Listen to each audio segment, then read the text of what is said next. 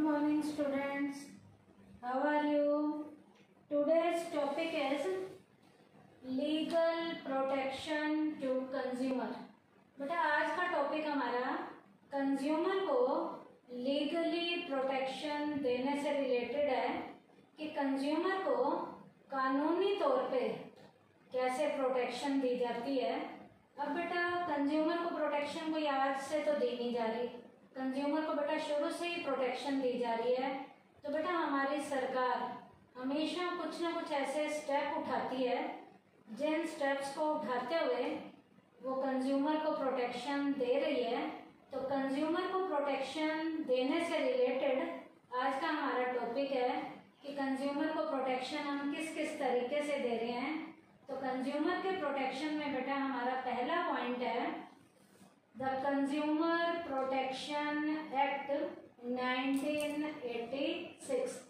Consumer को protection देने का एक एक्ट बनाया गया बेटा, उस एक्ट का नाम है 1986। ये एक्ट बेटा कंज्यूमर को प्रोटेक्शन देने के लिए ही बनाया गया है क्या ये act? This act has been in force since 1986 for consumer protection. बेटा ये एक्ट 1986 के बाद काम करना इसने शुरू किया क्योंकि 1986 में इसे बनाया गया। इसको बनाने का मेन पर्पस ही कंज्यूमर को प्रोटेक्शन देना था एंड द प्रोस्पेरिटी और कस्टमर के हितों की रक्षा करना है, कस्टमर को खुशहाल बनाना है। This law offers protection against defective goods. ये लॉ जो है ये प्रोटेक्शन का जो 1986 का एक्ट है ये कंज्यूमर को प्रोटेक्शन किन किन के अगेंस्ट देता है। कोई डिफेक्टिव गुड कंज्यूमर को दी गई है तो उस डिफेक्टिव गुड से रिलेटेड यदि कस्टमर ने आवाज़ उठानी है तो इस 1986 के एक्ट के अकॉर्डिंग कंज्यूमर को प्रोटेक्शन दी जा सकती है। उसके बाद है बेटा डेफिशिएंट लेवल की कोई सर्विस आपको दे रहा है, घटिया क्वालिटी की कोई सेवाएं आपको दे रहा है और आपकी ठगाई हो रही है। तो घटिया क्वालिटी की सेवाएं जब आपको मिल रही हो तो आप उसके खिलाफ एक्शन लेने के लिए जिस एक्ट का आपको सहारा लेना है वो एक्ट कौन सा है? Consumer protection act 1986। और यही एक्ट बेटा अनफेयर लेवल की कोई ट्रेड प्रैक्टिस हो रही है, कोई घटिया तरीके का गलत हथकंडा अपनाया जा रहा है और वो गलत हथकंडे अपनाकर माल को आपको दिया जा रहा है।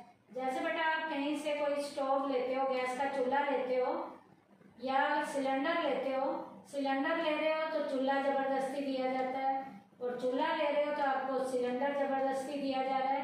तो ये अनफेयर लेवल की ट्रेड प्रैक्टिसेस है, तो इसके खिलाफ आपको प्रोटेक्शन दिला सकता है ये एक्ट। और कंज्यूमर का किसी भी तरीके से एक्सप्लॉयटेशन हो रहा है तो कंज्यूमर प्रोटेक्शन एक्ट 1986 जो है वो आपको एक्सप्लॉयटेशन से बचाने में, आपको प्रोटेक्शन देने में प्रॉपर तरीके से रोल प्ले करता है। तो ये एक्ट क्या क्या करता है बेटा? कंज्यूमर को जो प्रोटेक्शन देगा किन के अगेंस्ट देगा? डिफेक्टिव गुड्स के अगेंस्ट, डेफिशिएंट लेवल की सर्विसेज के अगेंस्ट, अनफेयर ट्रेड प्रैक्टिसेस के अगेंस्ट और कंज्यूमर का कभी भी एक्सप्लॉयटेशन हो रहा हो, अपने आप को एक्सप्लॉयटेशन से बचाना है तो कंज्यूमर प्रोटेक्शन एक्ट 1986 कंज्यूमर को क्या देता है? प्रोटेक्शन देता है। अब बेटा कैसे प्रोटेक्शन देता है? Courts have been established under this law. इस लॉ के अकॉर्डिंग बेटा 1986 के लॉ के अकॉर्डिंग यहाँ बेटा कोर्ट बनाई गई हैं ताकि मुकदमे यहाँ पर इन कोर्ट्स में देखे जाएं, मुकदमे जो लड़े जा रहे हैं उनका फैसला सुनाया जाए। किसके लिए? To provide the benefits of the consumer exploitation, ताकि जो कंज्यूमर एक्सप्लॉयटेशन का शिकार हुए हैं इन कोर्ट के अंदर उन कंज्यूमर की सुनवाई की जाए और उन कंज्यूमर को टाइमली क्या दी जाए? प्रोटेक्शन दी जाए। तो बेटा यहाँ पर कोर्ट कैसी बनाई जाती हैं? These courts are known as 3 tier machinery। बेटा यहाँ जो कोर्ट बनाई जाएंगी उन कोर्ट को बेटा हम 3 टायर मशीनरी का नाम देंगे। 3 टायर का मतलब है बेटा 3 लेवल पे ये कोर्ट रोल प्ले करती हैं। डिस्ट्रिक्ट लेवल पे हमारा डिस्ट्रिक्ट लेवल रोल प्ले करेगा, स्टेट लेवल पे हमारा स्टेट कमीशन रोल प्ले करेगा और बेटा नेशनल लेवल पे हमारा national commission commission role play करेगा। तो जो भी कंज्यूमर यहाँ पर जिनका एक्सप्लॉयटेशन हुआ है, कंज्यूमर प्रोटेक्शन एक्ट 1986 के अकॉर्डिंग उनको प्रोटेक्शन दी जाएगी। प्रोटेक्शन को देने के लिए बेटा कोर्ट बनाई गई है, और कोर्ट बेटा 3 लेवल का जुडिशरी सिस्टम फॉलो करती हैं। 3 टायर जुडिशरी मशीनरी के अकॉर्डिंग काम करती हैं। डिस्ट्रिक्ट लेवल पे डिस्ट्रिक्ट फॉर्म थी, स्टेट लेवल पे स्टेट कमीशन है, और नेशनल लेवल पे नेशनल कमीशन है।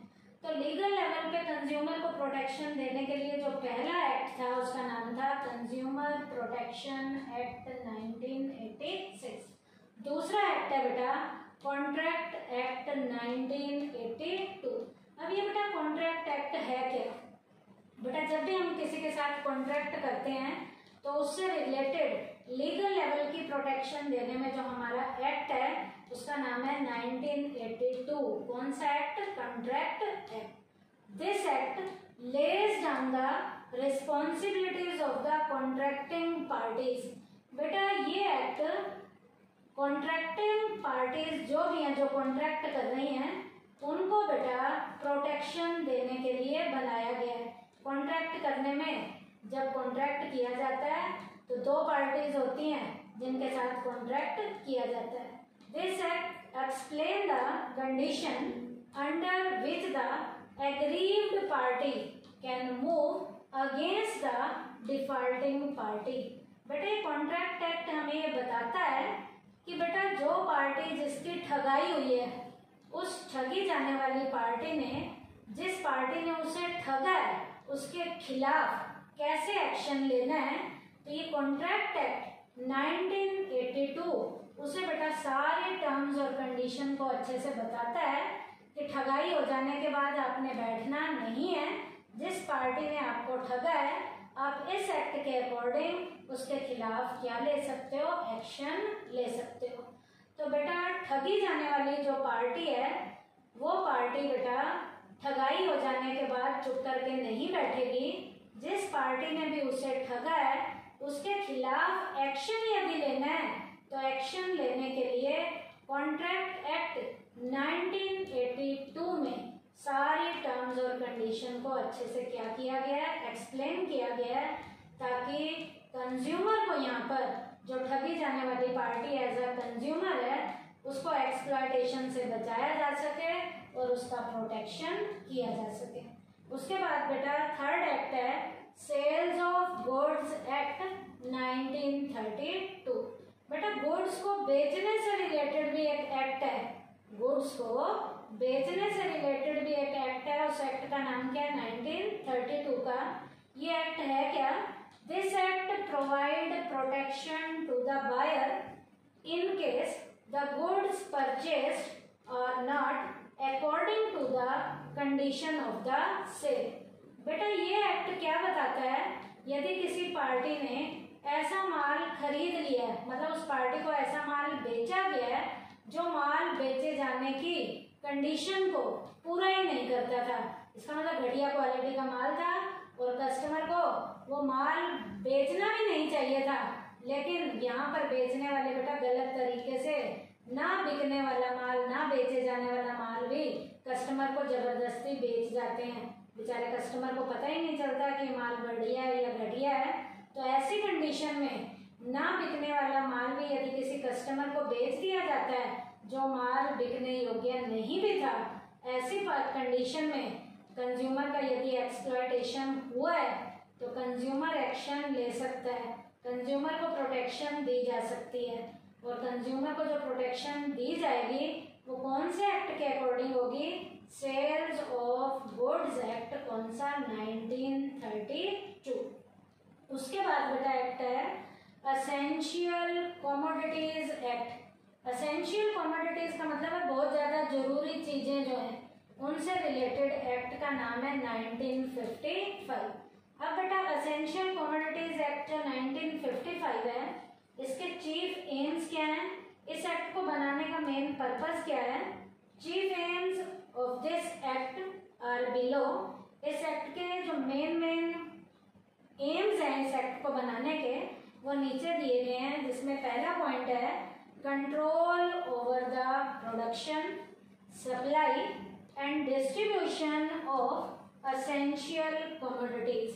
बेटा प्रोडक्शन पे प्रॉपर तरीके से कंट्रोल करने के लिए, सप्लाई पे प्रॉपर तरीके से कंट्रोल करने के लिए और एसेंशियल कमोडिटीज को डिस्ट्रीब्यूट करने से रिलेटेड भी जो कंट्रोल से रिलेटेड फॉर्मेलिटीज हैं कि कितना उत्पादन करना है, कितनी माल की सप्लाई होनी चाहिए, एसेंशियल कमोडिटीज कितनी डिस्ट्रीब्यूट होनी चाहिए, इससे रिलेटेड जो एक्ट बना गया है उस एक्ट का नाम है एसेंशियल कमोडिटीज एक्ट 1955। कि कितना प्रोडक्शन होना चाहिए, कितनी सप्लाई होनी चाहिए, कितनी एसेंशियल कमोडिटीज का डिस्ट्रीब्यूशन होना चाहिए, इन सब को प्रॉपर तरीके से कंट्रोल करने के लिए, इनके ऊपर प्रॉपर नियंत्रण करने के लिए जो एक्ट बनाया गया उसका नाम क्या है, एसेंशियल कमोडिटीज एक्ट 1955। उसके बाद सेकंड पॉइंट है control over the tendency to increase prices. बेटा कई बार कीमतें हद से ज़्यादा बढ़ जाती हैं, उन कीमतों को हद से ज़्यादा ना बढ़ने दिया जाए, इसलिए बेटा बढ़ी हुई कीमतों को कंट्रोल करने के लिए भी, बढ़ी हुई कीमतों को कंट्रोल करने के लिए कि कस्टमर से प्रोडक्ट की प्राइस हद से ज़्यादा ना ली जाए ताकि कंज्यूमर का एक्सप्लॉयटेशन ना हो, तो बढ़ी हुई कीमतों को कंट्रोल करने के लिए भी, कंज्यूमर को प्रोटेक्शन देने के लिए जो एक्ट यहाँ पर रोल प्ले कर रहा है उस एक्ट का नाम भी क्या है, एसेंशियल कमोडिटीज एक्ट 1955। अब बेटा इस एक्ट का थर्ड मेन एम क्या है, control over the unsocial activities. बेटा जितनी भी असामाजिक तरीके की एक्टिविटीज हैं, इसका मतलब जो गलत काम किए जा रहे हैं, क्या क्या, प्रॉफिटरिंग का है, होर्डिंग का है, ब्लैक मार्केटिंग का है, तो मार्केट में जो भी प्रॉफिट कमाने के लिए जबरदस्ती गलत काम कर रहे हैं, होर्डिंग माल को दबा के रख रहे हैं, जमाखोरी कर रहे हैं या काला बाजारी को जो बढ़ावा दे रहे हैं, उनके ऊपर भी कंट्रोल करने के लिए जो एक्ट है वो प्रॉपर तरीके से रोल प्ले कर रहा है। उस एक्ट का नाम क्या है, एसेंशियल कमोडिटीज एक्ट 1955। तो बेटा आज के टॉपिक में कंज्यूमर को लीगल प्रोटेक्शन देने के लिए बेटा हमने यहाँ 4 एक्ट किए हैं, जिनमें पहले एक्ट का नाम था कंज्यूमर प्रोटेक्शन एक्ट 1986, दूसरा कॉन्ट्रैक्ट एक्ट 1982, तीसरा सेल्स ऑफ गुड्स एक्ट 1932 और फोर्थ जो हमने किया है एसेंशियल कमोडिटीज एक्ट 1955। और बेटा बचे हुए जो एक्ट हैं वो बेटा हम legal protection to consumer topic के सेकंड पार्ट में करेंगे। थैंक यू बेटा।